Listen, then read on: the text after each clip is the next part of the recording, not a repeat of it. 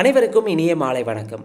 Olympia IAS academy சார்பாக தினசரி இலவச மாதிரி தேர்வுகள் வழங்கப்பட்டு வருகிறது.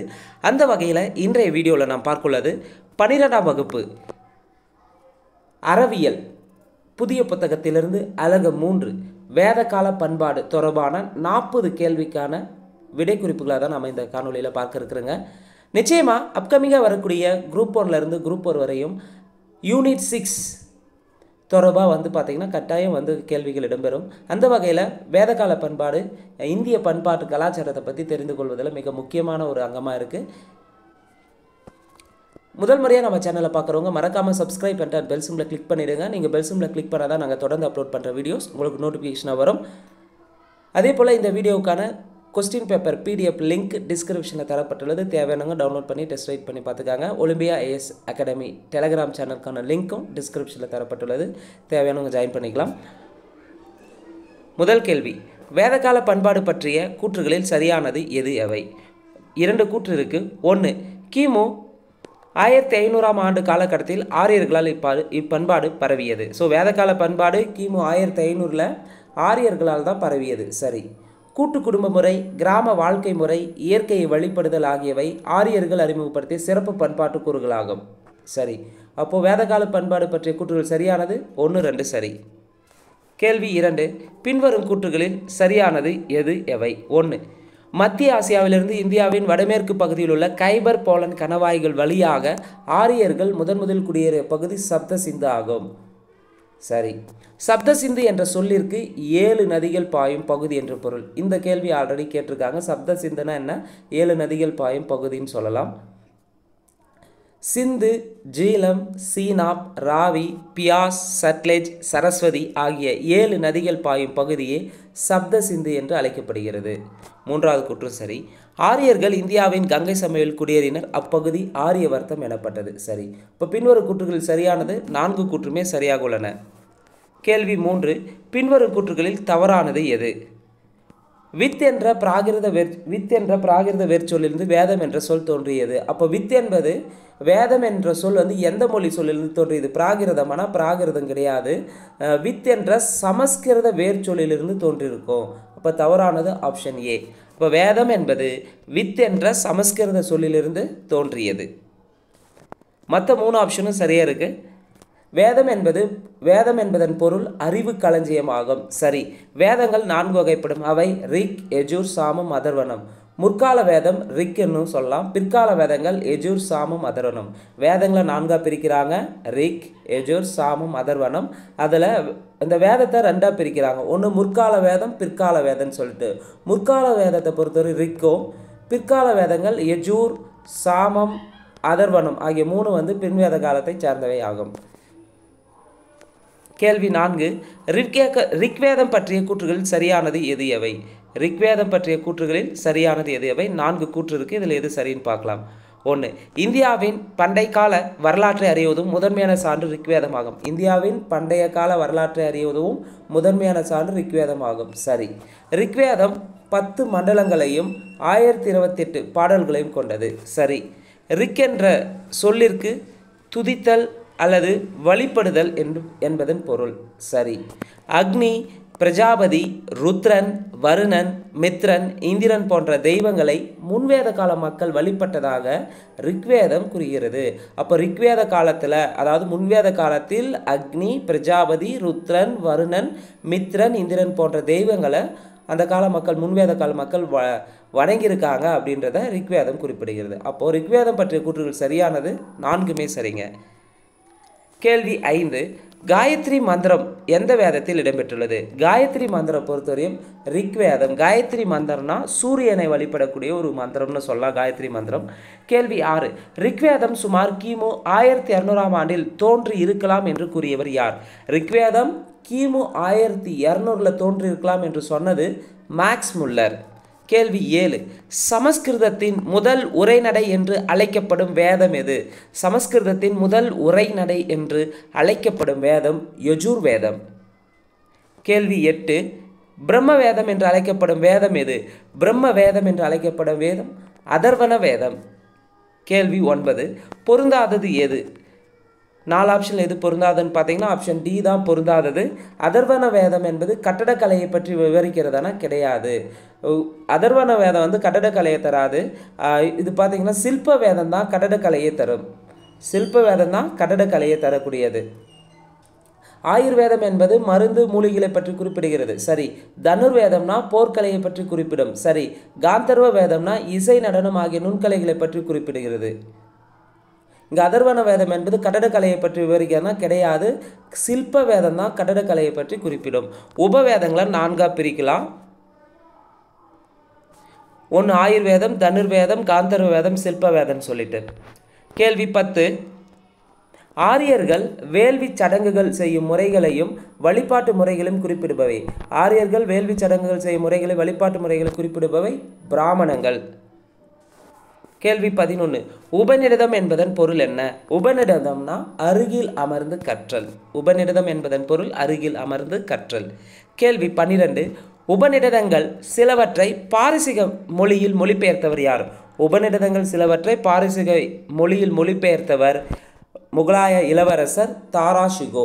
முகலாய இளவரசர் தாராஷிகோ ரொம்ப ரொம்ப முக்கியமான ஒரு கேள்வி கூட. கேள்வி 13. கூற்று 1 கூற்று 2 இந்த கூற்றில் எது தவறுன்னு கேள்வி கேட்டிருக்காங்க. மேற்கண்ட கூற்றுகள் தவறானது எதுன்னு கேட்டிருக்காங்க. 1. இந்திய பண்பாட்டு வளர்ச்சியின் உச்சமே உபநிடதங்கள் என்று அமூர் டி ரின்கோட் என்பவர் கூறுகிறார். இந்திய பண்பாட்டு வளர்ச்சியின் உச்சமே உபநிடதங்கள் என்று அமூர் டி ரின்கோட் என்பவர் கூறுகிறார். சரி. கூற்று 2. ஆதிசங்கரர், ராமானுஜர் ஆகியோரின் தத்துவங்களை இன்றளவும் லட்சக்கணக்கான மக்கள் போற்றுவதற்கு அவை உபநிடத கருத்துக்களை கொண்டிருப்பதே காரணம் என்று வின்டர்னிட்ஸ் புகழ்ந்து கூறுகிறார். இந்த கூற்று சரியா இருக்கு. அப்போ மேற்கண்ட கூற்றுகளில் தவறானதுன்னா தவறு எதுவும் இல்லை. கேள்வி 14. சரியான இணையை தேர்வு செய்க. இது ஆல்ரெடி டிஎன்பிசியில் கேட்டிருக்காங்க. சபானா என்ன, சமிதினா என்ன, விதாத்தா என்ன? சபானா மூத்தோர் சபையை குறிக்கும். சமிதினா பொதுமக்களின் பிரதிநிதிகள் கொண்ட சபையை குறிக்கும். விதாத்தா என்பது கலை நிகழ்ச்சிகள், சமய விவாதங்கள் நடைபெறக்கூடிய இடமாக இருந்திருக்கும். முன்வேத காலத்தில் சபா, சமிதி, விதாத்தான் என்ற அமைப்புகள் இருந்திருக்கும். சபானா மூத்தோர் சபை, சமிதினா பொதுமக்களின் பிரதிநிதிகள் கொண்ட சபை, விதாத்தா என்பது கலை நிகழ்ச்சிகள், சமய விவாதங்கள் நடைபெற்ற இடமாக இருந்தன. அப்போ சரியான இணை 1, 2, 3 சரியாக இருக்குது. கேள்வி 15. டேஸில் இருந்த முஜாவத் என்ற பகுதியிலிருந்து வளரும் ஒருவித செடியிலிருந்து சோமசுரா ஆகிய பானங்களை தயாரித்து முன்வேத கால மக்கள் அறிந்தனர்.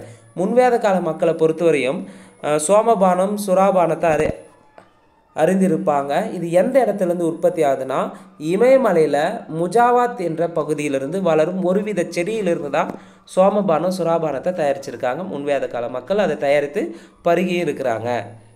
கேள்வி 16. சரியான இணையை தேர்வு செய்க. ஷேத்ரா வேளாண்மை செய்யக்கூடிய நிலம். கிருஷினா உழவை குறிக்கும். சார்கனினா விவசாயி. கர்மரானா உலோக வேலைப்பாட்டு தொழில்களை செய்வோர்னு சொல்லியிருக்காங்க. அப்போ சரியான இணை 1, 2, 3, 4 சரி. இதுவும் ஆல்ரெடி டிஎன்பிசியில் கேட்டிருக்காங்க. ஷேத்ரா என்பது வேளாண்மை செய்யக்கூடிய நிலத்தை குறிக்கும். கிருஷினா உழவை குறிக்கும். சார்கனினா விவசாயி குறிக்கும். கர்மரானா உலோக வேலைப்பாட்டு தொழில்களை செய்வோரை கர்மரான்னு சொல்லலாம். கேள்வி 17. முன்வேத காலத்தைச் சேர்ந்த மட்பாண்டங்கள் எங்கு நடைபெற்ற அகழ்வாராய்ச்சியில் கிடைத்துள்ளன? முன்வேத காலத்தைச் சேர்ந்த மட்பாண்டங்களை பொறுத்தவரையும் பகவான்புரா என்ற இடத்தில் நடந்த அகழ்வாராய்ச்சியில் கிடைச்சிருக்கும். பகவான்புரா, இந்த பகவான்புரா எங்கே இருக்குன்னா குஜராத் ஸ்டேட்டில் இருக்குது. முன்வேத காலத்தைச் சேர்ந்த மட்பாண்டங்கள் எங்கு நடைபெற்ற அகழ்வாராய்ச்சியில் கிடைத்துள்ளனா பகவான்புரா. கேள்வி 18. பின்வரும் கூற்றுகள் சரியானது எது? 1. அண்டவெளி கடவுளர்கள், வாயுவெளி கடவுளர்கள், மண்ணுலக கடவுளர்கள். அண்டவெளி கடவுளர்களா வேத காலத்தில் வழிபட்டது இந்திரன், வாயு, மாருதி, பர்ஜனியன். சரி. வாயுவெளி கடவுளர்கள் வருணன், அஸ்வினி, சூரியன், சாவித்ரி, மித்ரன், புஷன். சரி. மண்ணுலக கடவுளர்களா பிருத்திவி, சோமன், அக்னி இருந்திருக்கு. அப்போ பின்வரும் கூற்றுகள் சரியானது 1, 2, 3 சரியா இருக்கு. கேள்வி 19. பொறுத்துக. அதிதி உஷஸ் விடியலின் கடவுள்னு சொல்கிறாங்க. ருத்ரன்னா சிவனை குறிக்கும். மாருதினா வலிமையின் கடவுள்னு சொல்லலாம். சாரதானா நம்பிக்கை பண்பின் கடவுள்னு குறிப்பிடுறாங்க. அதிதி உஷஸ்னா விடியலின் கடவுள். ருத்ரன், இந்த கொஸ்டின் வந்து ஆல்ரெடி கேட்டிருக்காங்க டிஎன்பிசியில். ருத்ரன் என்பது எதை குறிக்கும், எந்த கடவுளை குறிக்கும்னா சிவனை குறிக்கும். அதிதி உஷஸ்னா விடியலின் கடவுள், ருத்ரன்னா சிவன், மாருதினா வலிமையின் கடவுள், சாரதானா நம்பிக்கை பண்பின் கடவுள். அப்போ சரியான பொருத்தமானது 1, 2, 3, 4 சரியா இருக்கு.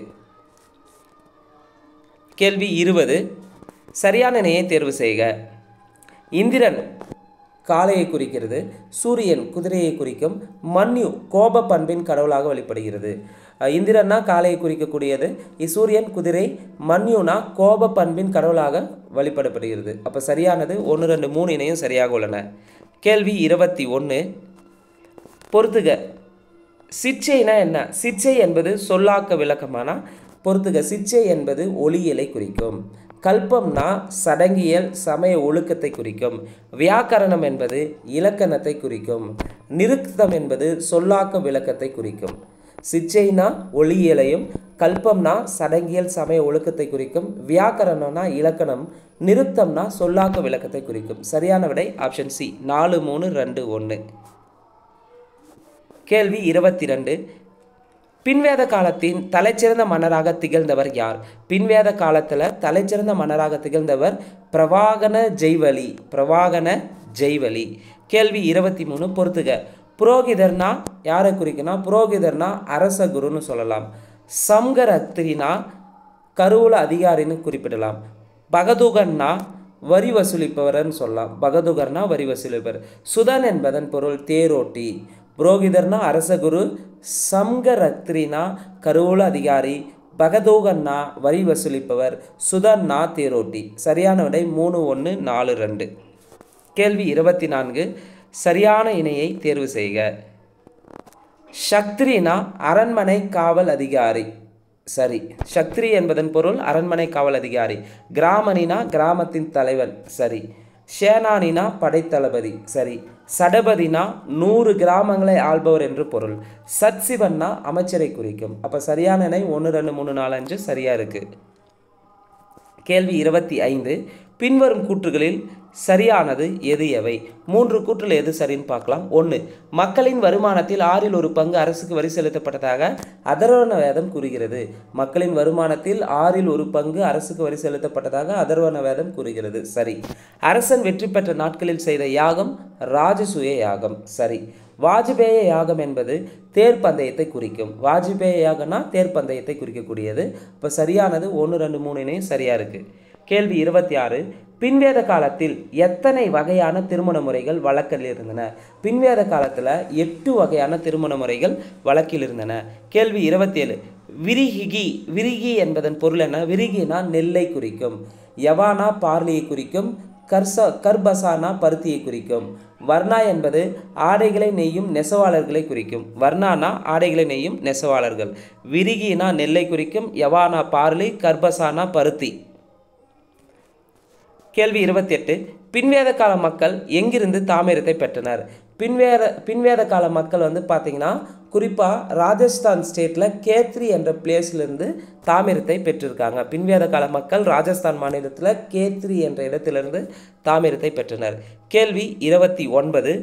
ராமாயணம் மகாபாரதம் ஆகியவை கிமு 500க்கும் கிமு 200க்கும் இடையில் தோன்றியிருக்கக்கூடும் என கூறிய அறிஞர் யார்? ராமாயணம் மகாபாரதம் பார்த்தீங்கன்னா கிமு 500லிருந்து கிமு 200க்கு இடையில் தோன்றியிருக்கக்கூடும் என கூறிய அறிஞர் மெக்டொனால்டு. கேள்வி 30. ராமனின் குலகுரு யார்? ராமனுடைய குலகுரு வசிஷ்டர். ராமனுடைய குலகுரு வசிஷ்டர். அதே ராமனின் வாழ்வின் குருவாக இருந்தது விஸ்வாமித்திரர். வாழ்க்கைக்கு குருவாக இருந்தது விஸ்வாமித்திரர். குலகுரு வசிஷ்டர். ராமனுடைய குலகுரு வசிஷ்டர். கேள்வி 31.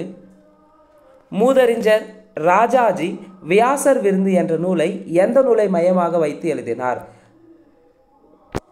மூதறிஞர் ராஜாஜி வியாசர் விருந்து என்ற நூலை எந்த நூலை மையமாக வைத்து எழுதினார்னா மகாபாரத்தை மையமாக வைத்து தான் எழுதியிருப்பார்.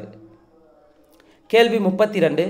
புராண காலம் கிபி 300லிருந்து கிபி 1000க்கு உட்பட்டது என்று கூறியவர் யார்? புராண காலம் என்பது கிபி 300லிருந்து கிபி 1000க்கு உட்பட்டதுன்னு சொன்னது R.S. சர்மா. கேள்வி 33. நுண்கலை பற்றி குறிப்பிடும் வேதம் எது? நுண்கலை பற்றி குறிப்பிடும் வேதம் காந்தர்வ வேதம். நுண்கலை பற்றி குறிப்பிடும் வேதம் காந்தர்வ வேதம். கேள்வி 34. ரிக்வேதத்தில் உள்ள மொத்த பாடல்களின் எண்ணிக்கை எவ்வளவு? ரிக்வேதத்தில் உள்ள மொத்த பாடல்கள் எண்ணிக்கை 1028. கேள்வி 35. ஆரியர்களின் இசை ஆர்வத்திற்கு சிறந்த எடுத்துக்காட்டாக உள்ள வேதம். ஆரியர்களின் இசை ஆர்வத்திற்கு சிறந்த எடுத்துக்காட்டாக உள்ள வேதம் சாமவேதம். கேள்வி 36. ராமாயணத்தை ராமசரிதமனாஸ் என்ற பெயரில் இந்தி மொழியில் மொழிபெயர்த்தவர் யார்? ராமாயணத்தை ராமசரிதமனாஸ் என்ற பெயரில் இந்தி மொழியில் மொழிபெயர்த்தவர் துளசிதாசர். கேள்வி 37. உபநிடதங்களின் எண்ணிக்கை மொத்தம் எவ்வளவு? உபநிடதங்களின் எண்ணிக்கை 108. கேள்வி 38. பின்வரும் கூற்றுகளில் சரியானது எது? எவை? 4 கூற்றுகள் எது சரின்னு பார்க்கலாம். 1.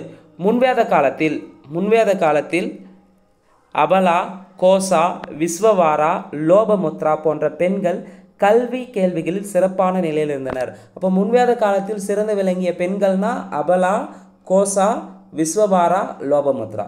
சரி. முன்வேத கால மக்கள் அணிந்த காதணி கர்ணசோபனா என்பர். முன்வேத கால மக்கள் அணிந்த காதணியை கர்ணசோபனான்னு சொல்லலாம். சரி. ஸ்மிருதிகள் என்பவை உயர்ந்த உள்ளங்களின் சிந்தனை தொகுப்புகளாகும். ஸ்மிருதிகள் என்பவை உயர்ந்த உள்ளங்களின் சிந்தனை தொகுப்புகளாகும். சரி. 4.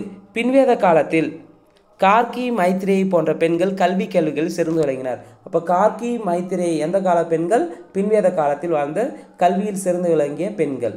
அப்போ சரியான விடை 4 கூற்றுமே சரியாக இருக்குது. கேள்வி 39. அஷ்டகர்ணி என்பது என்ன? அஷ்டகர்ணி என்பது காதோறும் துளையிடப்பட்ட பசுக்களுக்கு அதிக மதிப்பு கொண்டதா அஷ்டகர்ணின்னு சொல்லுவாங்க. காதோறும் துளையிடப்பட்ட பசுக்களுக்கு அதிக மதிப்புடையதை அஷ்டகர்ணின்னு சொல்லலாம். கேள்வி 40. பின்வேத காலத்தில் மக்களின் வரி மூலமே அரசு நடைபெற்றதாக கூறும் வேதம் எது?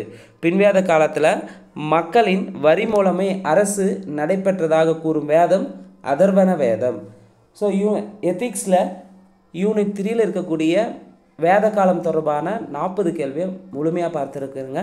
இந்த வீடியோ உங்களுக்கு பிடிச்சிருந்தால் லைக் பண்ணுங்கள், கமெண்ட் பண்ணுங்கள். மறக்காமல் டிஎன்பிஎஸ்சி எக்ஸாமுக்கு ப்ரிப்பேர் பண்ணுற உங்கள் ஃப்ரெண்ட்ஸ்க்கு ஷேர் பண்ணுங்கள். நன்றி, வணக்கம்.